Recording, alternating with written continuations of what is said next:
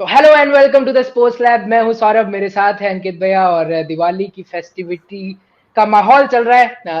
तो फेस्टिविटीज का माहौल चल रहा है चारों तरफ। और एक बेहतरीन अंदाज में फेस्टिवल क्रिकेट वर्ल्ड कप का भी इंडिया में मनाया जा रहा है। और मिड वीक रिकैप के साथ हम लोग मौजूद हैं, क्योंकि पिछला जो हफ्ता गुजरा है 3-4 दिन हमसे थोड़ा क्रिकेट मिस हुआ है। द स्पोर्ट्स लैब पे वीडियोस नहीं आ रहे थे ड्यू टू दिवाली वेकेशंस। अंकित भैया कहीं और है, मैं कहीं और हूँ, तो थोड़ा सा हमने 3-4 मैचेस थोड़े मिस कर दिए, तो उन पे बात करेंगे। और काफी धमाकेदार मैचेस वो हुए हैं। अंकित भैया, मतलब जो 2-3 दिन मिस करे हैं, बहुत कुछ मिस कर दिया हमने। वो मैक्सवेल की पारी, वो एंजेलो मैथ्यूज का कंट्रोवर्शियल डिसीजन, काफी कुछ हो चुका है 3-4 दिन में। आज मैं देख रहा था कि जब मैथ्यूज बैटिंग करने आ रहे थे तो सब टाइम देख रहे थे। आई थिंक ट्रेंट बोल्ट ने बोला कि टाइम देखने के लिए, बट वैसे बोला उन्होंने कि टाइम पे आ जाओ। और एक और बैट्समैन था जो काफी टाइम ले रहे थे, बट उन्होंने काफी स्ट्रेटेजिकली प्लान किया। मैं अभी देख रहा था, लेकिन यार बहुत अच्छे मैचेस हुए। एज एक्सपेक्टेड वी आर बिल्कुल। Approaching the business end of the world cup. और अगले हफ्ते से सेमीफाइनल फाइनल है। इस संडे को सारे मैचेस खत्म हो जाएंगे, बट एक्सपेक्टेड था कि इंडिया, साउथ अफ्रीका और ऑस्ट्रेलिया तो जाएंगे ही जाएंगे। एक ऐसे मुझे लग रहा है आज जो न्यूजीलैंड जीतेगा उसके बाद उनका रन रेट काफी अच्छा हो जाएगा, तो उनके चांसेस बढ़ जाते हैं। But you never know in cricket. हम उस दिन सोच रहे थे कि अफगानिस्तान जीत जाएगी, बट साउथ अफ्रीका ऑस्ट्रेलिया जीत गई, तो यू नेवर नो। और ऑस्ट्रेलिया के सॉरी पाकिस्तान के पास एक एज रहेगा कि उनको सब पता होगा उनको करना क्या है, क्योंकि न्यूजीलैंड आज फिनिश कर देगा, अफगानिस्तान भी उनसे पहले फिनिश कर देगा। सो बिल्कुल। और न्यूजीलैंड न्यूजीलैंड की आप बात कर रहे हो, मैं स्कोर कार्ड चल रहा है मेरे साथ, तो 20 रन और चाहिए 29 ओवर में। तो काफी एक तरफा वेल ट्रीटमेंट न्यूजीलैंड ने श्रीलंका को दिया है। 20 ओवर में 150 रन हो चुके हैं न्यूजीलैंड के। और अगर मैं बात करूं इंग्लैंड और पाकिस्तान के बीच में जो मुकाबला होगा, जो कहा जा रहा है कि एक वर्चुअल सेमीफाइनल ही होगा पाकिस्तान के लिए, क्योंकि वो जीतना उनके लिए बेहद जरूरी है। पर उस मैच में अगर इंग्लैंड पहले टॉस जीत जाता है और पहले बल्लेबाजी कर जाता है, तो पाकिस्तान आर आउट। कोई चांस नहीं है उनके पास। अब पाकिस्तान तो थोड़ा लक पे जाएगा, बट या एक तरीके से वर्चुअल क्वार्टर फाइनल भी है। बट पाकिस्तान इस तरीके से पिछले बार भी पहुंचा 2022 में। मुझे याद है कि नेदरलैंड्स ने साउथ अफ्रीका को हरा दिया था और वो लोग पहुंच गए थे बिल्कुल बाहर के बाद। सी ये बिल्कुल देखना बिल्कुल। पड़ेगा, वेट करना पड़ेगा। बट आई थिंक पाकिस्तान का जो इनिशियल फेज रहा है वो बहुत ही खराब रहा, उसकी वजह से वो उनके चांसेस थोड़े कम है। बट बिल्कुल New Zealand is a good team. हमें पता है वो कुछ एक दो मैच बहुत क्लोजली हार भी गए, और पाकिस्तान वाले बिल्कुल मैच में थोड़ा सा रन तो 200 ही चाहिए थे, लेकिन बारिश आ गई तो बिल्कुल। रन तो गए। अभी अभी अभी एक जो स्टेट आ रहा है वो मैं आपको बता दूं, आपके साथ शेयर कर दूं, कि अगर न्यूजीलैंड ये मुकाबला 25 ओवर में खत्म कर लेता है, जो कि वेरी लाइकली वो कर भी देंगे। 22 रन उनको चाहिए और 21वां ओवर अभी हुआ है, 4 ओवर में 22 रन चाहिए उनको। अगर 25 ओवर से पहले न्यूजीलैंड ये मुकाबला खत्म कर देता है, तो पाकिस्तान को 300+ रन से इंग्लैंड को हराना होगा, जो कि एक नामुमकिन टास्क है। और जो दूसरी चीज है कि अगर, जो मैंने पहले भी बोला, कि अगर इंग्लैंड बल्लेबाजी ऑप्ट भी कर लेता है, तो पाकिस्तान आर आउट। तो फिर तो बहुत मुश्किल रहेगा। पाकिस्तान 300 रन से तो पाकिस्तान नहीं हरा पाएगा इंग्लैंड को। और अगर वो पूरा लग पे रहेगा, पाकिस्तान 600 रन बना दे, तो बाबर आजम कुछ 100 बॉलों में 300 बना दे, या बिल्कुल। कोई शाहिद पांच पांच अफरीदी, दिन का टेस्ट मैच खेल लेते हैं। बन जाए 37 बॉल में 100 रन बनाने वाला, और फिर उनके बिल्कुल। बॉलर्स आए और इंडिया जैसी बॉलिंग करें, 50-55 पे आउट कर दे, तो एनीथिंग कैन हैपन। हमने देखा है कि इंडिया ने 50 रन पे भी आउट किया श्रीलंका जी को, और जी। 87 और पे भी वो आउट वो किया। वो यही समझ के बॉलिंग कराएं कि हम पपुआ न्यू गिनी के सामने खेल रहे हैं, या हम कोई मंगोलिया के सामने खेल रहे हैं, तो ज्यादा बेहतर उनके लिए होगा। नहीं नहीं, बहुत मुश्किल होगा पाकिस्तान के लिए, जीतना बहुत मुश्किल होगा इस बार। चलिए अब स्टार्टिंग से बात करते हैं हम इस मिड वीक रिकैप की। तो पहला मुकाबला सोमवार को खेला गया था श्रीलंका बांग्लादेश के बीच में। ज्यादा बड़े स्टेक्स नहीं थे। हमने भी ये सोचा यार एक दिन की छुट्टी हम भी ले लेते हैं इसी बहाने। और मैच की टीआरपी भी कम आ रही थी, सब कुछ कम हो रहा था, तो शायद यहाँ से कॉल गया कि भाई कुछ तो थोड़ा तड़का डालो मैच में। तो एंजेलो मैथ्यूज का वहां बलिदान हुआ, और क्या खूब तड़का वहां पे डला है। और अंकित भैया, first time ever timed out. नहीं, first time ever time out तो मैंने भी देखा ही है, पहली बार ऐसा हुआ। पहले हम मैनकाइंड की बात करते थे, और अब ये इसकी भी बात कर रहे हैं, टाइम आउट की। बट यार ये थोड़ा अच्छा नहीं लगता क्रिकेट में ऐसा चीज ना। आप आए हो, अगर एंजेलो मैथ्यूज का भी अगर पूरा मैं देखूं तो वो आ गए थे क्रीज पे, उनका स्ट्रैप टूट गया, तो you know as a cricketer भी आप एक्सपेक्ट नहीं करते कि दूसरी टीम का कैप्टन इस तरीके से अपील कर देगा। और शाकिब उल हसन, देखिए बांग्लादेश से एक्सपेक्ट कर सकते हैं आप ये चीज़। तो ये श्रीलंका की गलती थी कि वो लोग उनको हल्के में ले गए, क्योंकि बांग्लादेश की आदत है ये सब करना। लेकिन अगर व्यूइंग पॉइंट ऑफ व्यू से देखें और जिस तरीके से वो हुआ, तो थोड़ा थोड़ा सा मुझे, I have to use this word, थोड़ा सा मुझे ऐसा लगा बहुत डेस्परेटली वो चाहते थे कि वो जाए बिल्कुल यहाँ से। बिल्कुल, मैं तो काफी हार्श शब्द इस्तेमाल करूंगा, मैं तो इसे एकदम घटिया हरकत कहूंगा शाकिब अल हसन की, और वो हमेशा से ऐसा करता है डोमेस्टिक टूर्नामेंट्स में भी।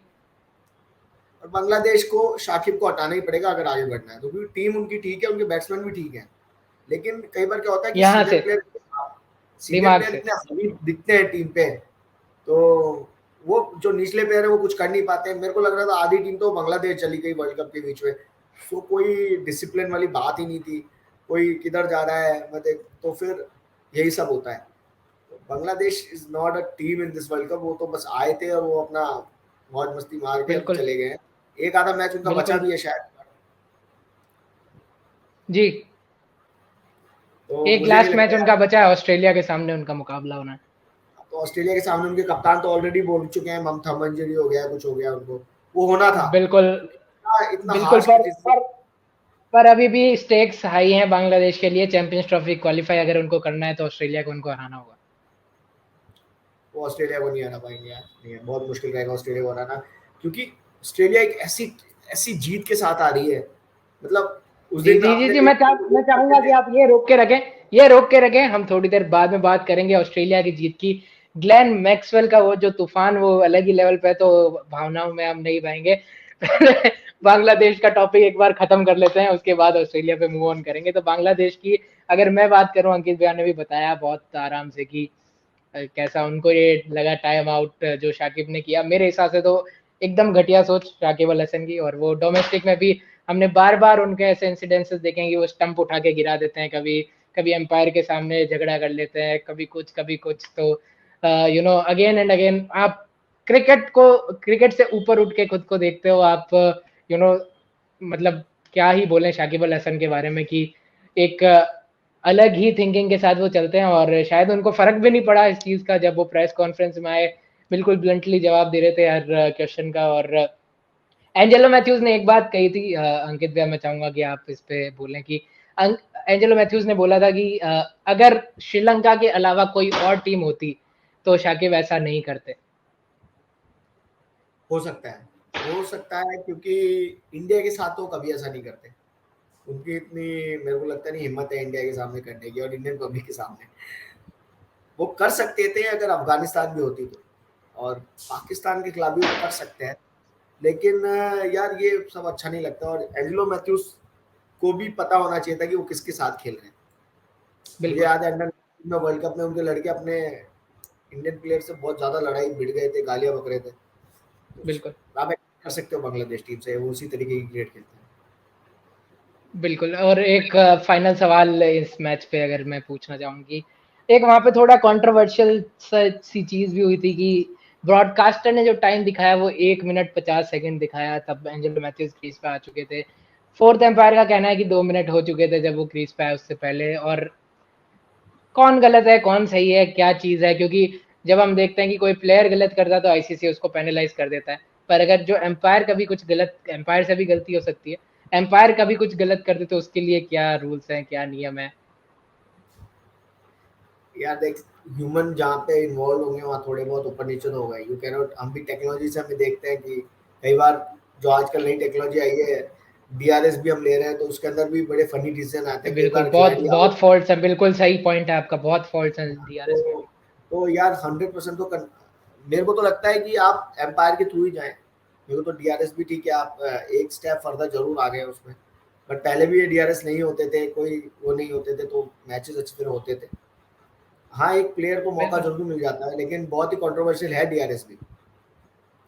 बिल्कुल। और ऑस्ट्रेलिया में हम देखते हैं कि हॉटस्पॉट का भी एक वो लेते हैं फैक्टर, बट यहाँ हॉटस्पॉट भी नहीं है आईसीसी के टूर्नामेंट्स में, तो वो भी एक परेशानी है। तो अ, आगे आने वाले टाइम में और बेहतर टेक्नोलॉजी का यूज हो, यही हम लोग सोचेंगे, यही हम लोग चाहेंगे।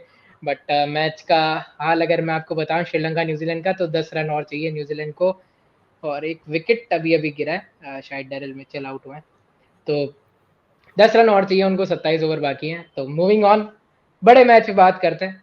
ट्यूसडे को मुकाबला खेला गया, बहुत ही बड़ा मुकाबला, अफगानिस्तान वर्सेस ऑस्ट्रेलिया। सेमीफाइनल का प्लेस अफगानिस्तान के लिए स्टेक पे था। रन्स भी काफी खूब बनाए थे, इब्राहिम जादरान की बेहतरीन पारी, नीचे से राशिद के भी क्विक रन्स, और अंकित भैया जब से जोनाथन ट्रॉट, अजय जडेजा जुड़े हैं, अफगानिस्तान की बैटिंग कुछ अलग ही लग रही है। मैंने प्रीव्यू में बोला था कि हम लोग सब हमारी उनकी बॉलिंग की बात करते हैं, बट कोई उनकी बैटिंग की बात नहीं करता है। और एक सेशन मैंने देखा था कि आईसीसी ने जो पोस्ट किया था, जो सचिन के साथ उन्होंने गुजारा, और मैं पहले दिन से तुम्हें बोल रहा हूँ कि उनकी एक बल्लेबाजी में इंटेंट दिखता है। पहले मैच में जो बांग्लादेश से वो बाहर हो गए थे, उसके बाद उन्होंने इंटेंट दिखाया है कि हम 50 ओवर बैटिंग करेंगे। और उनके प्लास जो प्लेयर्स हैं वो ठीक ठाक टेक्नीशियन भी है। उनके कप्तान हशमत बहुत अच्छा खेलते हैं, जदरान उनके बहुत अच्छे प्लेयर हैं, नबी अच्छे प्लेयर है, सारे बैटिंग कर सकते हैं, और गुरबाज अच्छे प्लेयर हैं। अजमतुल्ला उमरजाई जो उनके बॉलिंग भी करते हैं और बैटिंग करते हैं, उन्होंने काफी मैचेस बिल्कुल, फिनिश किए हैं। तो गोल्डन आर्म अब है एक आपने तरीके देखिए से कि उनका। मुझे अफगानिस्तान के सारे प्लेयर्स के नाम याद हो गए। वो इसीलिए हुए कि उनके बल्लेबाजों में वो दम है। और जोनाथन ट्रॉट, सौरभ आपने भी और मैंने देखा है उनको खेलते, he was a pure technician.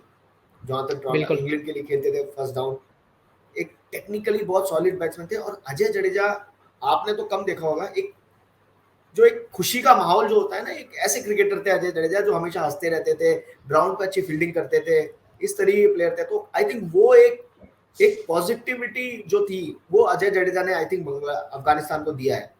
वो दिखते हैं, वो जी। खुश दिखते हैं। अजय जडेजा जब और खेलते थे तो काफी पम्प्ड अप होकर खेलते थे। तो बिल्कुल। इसी और तरीके की आपने फिर, पॉजिटिविटी मुझे दिखती है। जी आपने फील्डिंग की बात की, अभी तक उनका वो कैच याद आता है, वो वर्ल्ड कप वाला, वो जो हाईलाइट उनका एक हमने तो कैच हाईलाइट में देखिए, देखा है। अभी जैसे धोनी का एक छक्का मैं हमेशा याद आता था, बट धोनी ने इतने छक्के मारे हैं, वो एक छक्का ठीक है बार बार दिखाते हैं हमें। बट अजय जडेजा का मैंने बहुत क्लोजली मैंने फॉलो किया। अजय जडेजा को 7-8 साल लगातार इंडियन क्रिकेट खेले हैं। बहुत ही खुश जी मिजाज क्रिकेटर थे, बहुत फेमस क्रिकेटर थे, बिल्कुल फील्डिंग के लिए भी अच्छे बिल्कुल थे, और मैदान से बाहर भी बहुत थे, और राजा भी थे वो वहाँ के, जहाँ से वो आते थे, वो बिल्कुल एक फैमिली से आते हैं। तो बिल्कुल, ये सौराष्ट्र सब से वो उन्होंने आता है। और ये सब जी, उन्होंने अफगानिस्तान को दिया है, उनको जीतना खुश रहना सिखाया है। और बहुत ही बेहतरीन फील्डर थे, और इंडियन टीम के एक जान थे उस समय। इंडियन टीम की जान थे उस समय, तो बड़े वर्ड्स आप बोल रहे हैं। और कमिंग बैक, हशमतुल्ला शहीदी जो इनके कप्तान थे, उन्होंने भी वर्ल्ड कप जो कैप्टन्स डे था उस दिन भी बोला था कि अफगानिस्तान की बॉलिंग से आप सब लोग वाकिफ हैं, सब मीडिया को उन्होंने बोला था। पर इस बार जो एक फैक्टर सरप्राइज करेगा अफगानिस्तान का, वो होगी उनकी बल्लेबाजी। और वो खरे उतरे अपने वर्ड्स पे, और क्या खूब बल्लेबाजी अफगानिस्तान की हो रही है। बट मूविंग ऑन, बड़ी चीज पे बात करते हैं जो उस दिन हुई। 91 पे 7 ऑस्ट्रेलिया थी एक समय, और ऐसा लग रहा था कि यार द अफगानी शेयर्स सेमीफाइनल में बेहतरीन अंदाज एंट्री ऑस्ट्रेलिया को एक तरफा हरा के वो एंट्री मारेंगे सेमीफाइनल में। बट जा रहे हैं, एडम जैम्पा नीचे आ रहे हैं, ऐसा लग रहा है कि बस खत्म हो चुका है मुकाबला। फिर वो उसका वो आता है मीटर, और ball missing the stumps, Glenn Maxwell वापस आते हैं, एडम जैम्पा वापस ऊपर जाते हैं, और फिर एक सिलसिला चालू होता है। फिर एक कैच भी छूटता है मुजीबुर रहमान से, और उसके बाद जहां मर्जी वहां रन्स बन रहे थे ग्लेन मैक्सवेल के। और पहले 100 रन तो मैं कहूंगा कि बिल्कुल एक हार्ड वर्किंग रन थे वो, मेहनत मशक्कत हुई थी उनमें। पर जो 100 से 200 का सफर था वो बेहद आसान था, बीच में कैंप्स भी आए थे, बट फिर वो जहां मर्जी बॉल को मारना चाह रहे थे, वहां बॉल उनका कहना मान रही थी और जा रही थी। यार उस दिन की जो ग्लेन मैक्सवेल की इनिंग थी, वो मतलब मैं सोच ही सकता था कि ऐसी इनिंग वो खेल जाएंगे। जब आउट हुए, जब 22 रन पे थे वो, जब 91 को 7 हुआ था, और ऑलमोस्ट 200 रन चाहिए थे, और उन्होंने उस 200 में से 178 रन बना दिए। अब आप सौरभ सोचिए कि क्या डोमिनेशन।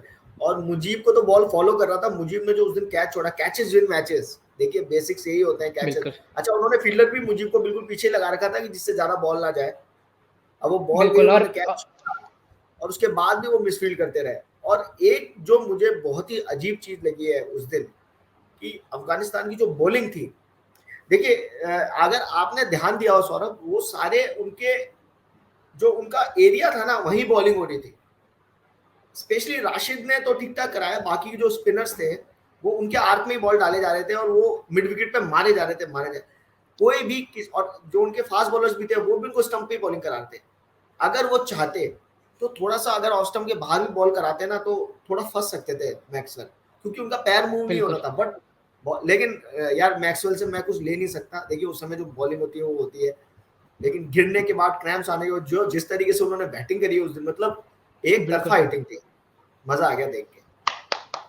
जितनी एक तरफा तालियां बजाए हिटिंग। उतनी कम है। और अभी अभी खबर और दे दूं आपको कि न्यूजीलैंड भी 5 विकेट से मुकाबला जीत चुकी है 23.2 ओवर में।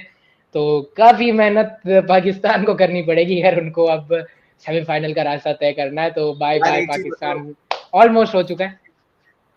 ऑलमोस्ट हो चुका है, बट चक्कर ये है कि ये न्यूजीलैंड की जो टीम है ना, ये इंडिया से खेलेगी मुंबई में। और अगर तुम देखो ना तो अगर बैंगलोर का विकेट तुम देखोगे और मुंबई का विकेट देखोगे तो ऑलमोस्ट लाल मिट्टी का ही है। आप अगर आज बैंगलोर का बिल्कुल विकेट भी देखोगे तो ऑलमोस्ट सेम ही है, इतना ही बड़ा ही है। अब ये ट्रेंट बोल्ट आज की जो मैं उनकी बॉलिंग स्पेल देखी है, ट्रेंट बोल्ट की, उन्होंने आज एक फायरी स्पेल डाला शुरू में। और अब इंडिया को थोड़ा सा सतर्क रहना पड़ेगा न्यूजीलैंड से, क्योंकि न्यूजीलैंड इज नॉट बिल्कुल। मग। उनके प्लेयर्स फॉर्म में है, रचित रविंद्र फॉर्म में है, इधर डैरिल और मिचेल इंडिया में फॉर्म में है। बिल्कुल, और इंडिया में खेलने का एक्सपीरियंस भी है इनके पास। और तुम्हारे पीछे जो है ना उनके दाढ़ी वाले बाबा, कप्तान साहब, उससे बहुत संभल के जी लाना पड़ेगा। वो ऐसे आउट नहीं होते हैं, वो जमने के बाद आउट नहीं होते। बिल्कुल बिल्कुल, संभल के रहना पड़ेगा जैसा आपने बोला। और कमिंग बैक थोड़ा मुंबई में मैक्सवेल पे और बात, मैक्सवेल पे और बात करते हैं। इस मैच में तो डिटेल पे बात करेंगे न्यूजीलैंड के ऊपर। बट व्हाट एन इनिंग्स, मतलब मैंने ऐसी पारी नहीं देखी कि आपका रन रेट का प्रेशर हो आपके ऊपर। और अगर मैं सही बताऊं तो कुछ ऐसा हुआ था कि मेरे बचपन के फ्रेंड्स मेरे को काफ़ी समय बाद मिले थे, तो बुला रहे थे बाहर। तो मैंने बोला आ रहा हूँ बस 5 मिनट में, मैच खत्म होने वाला है, मैक्सवेल आउट हो रहा है तो आ रहा हूँ मैं 5 मिनट में। तो 5 मिनट का कब 1.5 घंटा हो गया और मैं बैठा ही रहा टीवी के सामने। तो कुछ ऐसी इनिंग्स थी मैक्सवेल की कि चिपका के रखा था, glued your eyes to the TV. और मजा आ रहा था देखने में जब भी वो कुछ कर रहे थे, सिंगल भी ले रहे थे, प्लेड भी कर रहे थे। बट जिस अंदाज में स्पिन को खेला है ना उन्होंने, हेड्स ऑफ। और मार के खेलना लगी। क्या हुआ?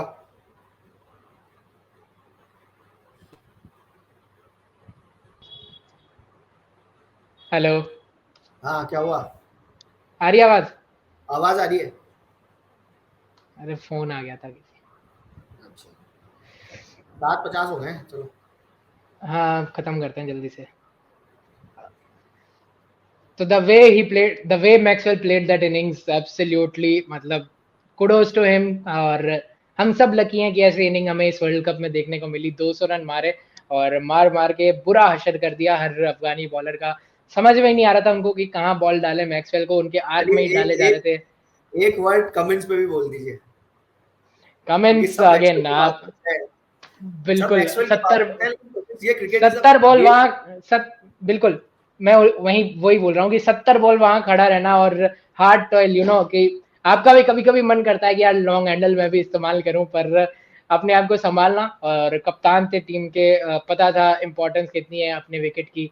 और पता था जब तक मैक्सवेल सामने है स्कोर बोर्ड का प्रेशर उतना नहीं होने वाला है, क्योंकि वो हर ओवर में 2-3 बाउंड्री मार ही रहे थे। तो सामने से सपोर्ट देना मैक्सवेल को, बिल्कुल एक डेड डिफेंस जिसको हम बोलते हैं, बिल्कुल वो कर रहे थे वहां पे। और लेकिन जितनी एक चीज तारीफ बताओ, करे।